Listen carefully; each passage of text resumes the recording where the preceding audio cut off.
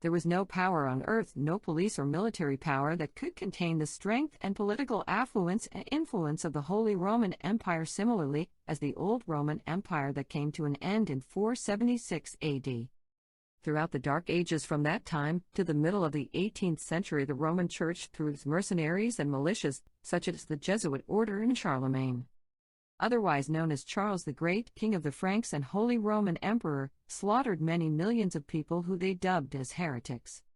The harlot woman is a representation of the Catholic Church, which is responsible for the killing of God's saints both in the time of the Holy Roman Empire, its crusades of forced conversion to Roman Catholicism. The Bible have, through its prophets, said that the beast would be guilty of shedding the blood of the saints.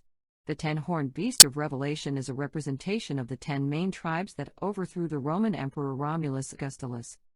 They were the Vandals and Alans of Spain and Africa, Suevians of Spain, Visigoths, the Alans of Gallia, the Burgundians, the Franks, the Britons, the Huns, the Lombards and the Ravenias were barbarian tribes that overthrew the Roman Empire.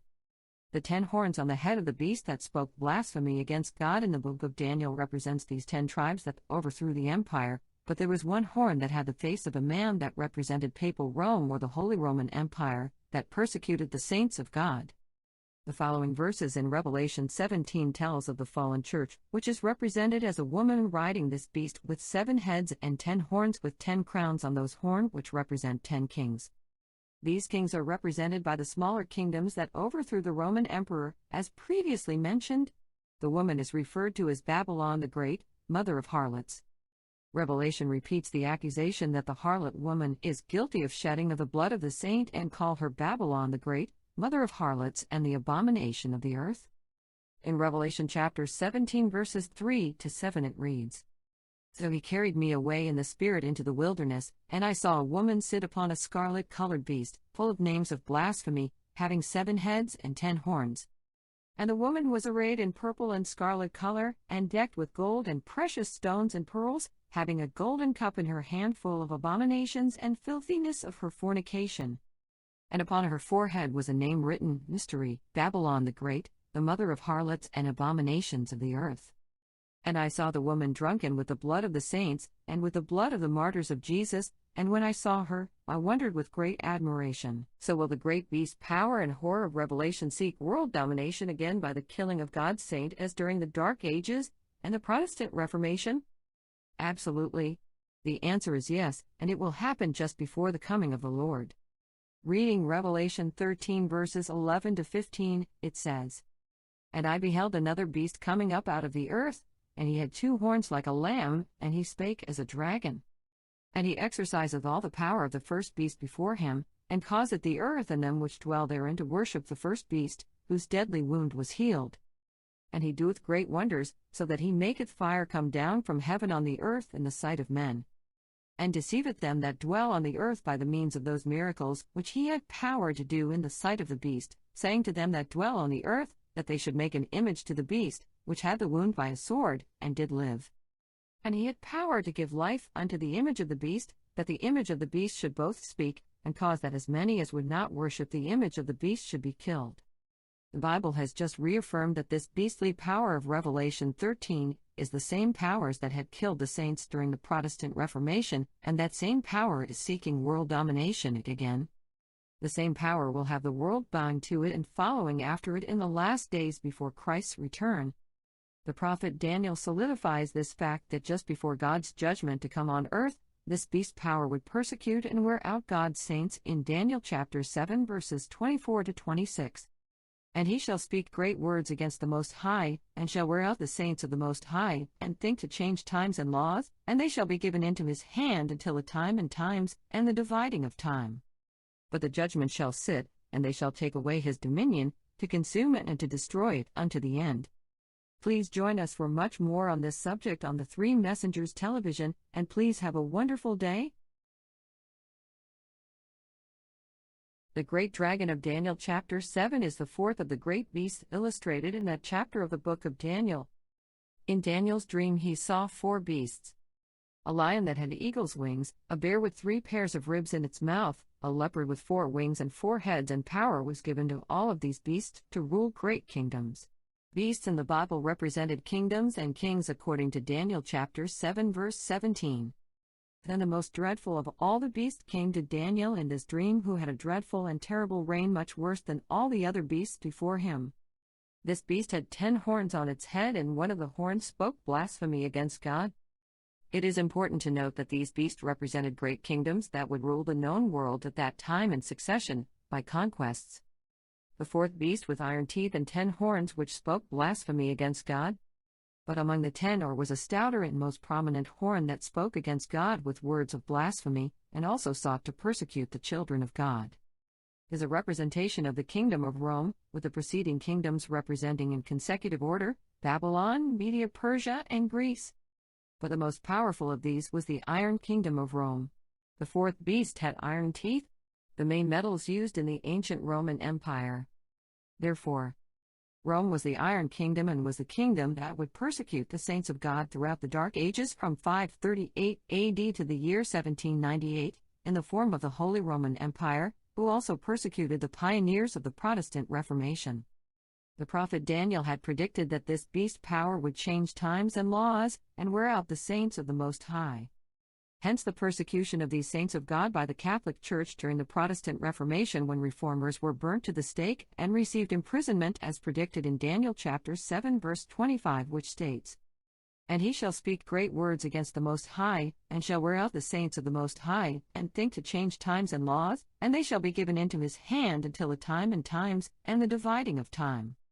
So this great power of the Roman Empire brought a church into existence that warred against the Protestant reformers. But the book of Revelation told a prophecy in chapter 13 verses 1 and 2 of one beast power with all the same characteristics of the beast powers of Daniel 7, and prophesied that the very same beast power will come to power in the last days and will demand worship from God's children and the entire world. And the penalty for disobedience will be death. Revelation 13 verses 1 and 2 stated, "And I stood upon the sand of the sea, and saw a beast rise up out of the sea, having 7 heads and 10 horns, and upon his horns 10 crowns, and upon his heads the name of blasphemy. And the beast which I saw was like unto a leopard, and his feet were as the feet of a bear, and his mouth is the mouth of a lion. And the dragon gave him his power, and his seat, and great authority." It is clear that this leopard-like beast bears the same characteristics of all the 4 beasts of Daniel 7. But what is very important to note is that this leopard-like beast in Revelation 13 bear leopard-like spots, which is an indication that this beast power is the same as before, since a leopard will never and cannot change its spots. The Catholic Church of the Dark Ages will remain the very same persecuting church and political power to the very end of time, when it will resume its atrocities that it had carried out against the people of God during the Dark Ages and the Protestant Reformation. The Lord in verse 15 of Revelation 13 stated, "And he had power to give life unto the image of the beast, that the image of the beast should both speak, and cause that as many as would not worship the image of the beast should be killed." Since this great religious, political power will persecute God's people the same way as in the time of the Protestant Reformation, it admonishes us to be ready, by being fortified by the study of God's Word. The beast power will unite all world governments and churches in one ecumenical alliance to persecute the people of God who will refuse to bow to its dominion and power, or worship the ruler of this apostate church referred to as the beast in Revelation 13. Hear much more about the Protestant reformers in our presentation today. By Glendon, McFarlane.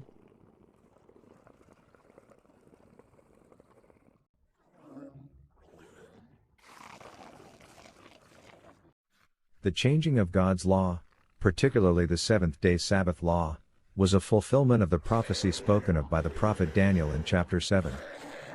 Daniel's vision of seeing 4 beasts, one a lion with eagle's wings, a bear with ribs in its mouth, and a leopard with 2 pairs of wings and 4 heads, represented the kingdoms of Babylon, Media, Persia, Greece, and Rome.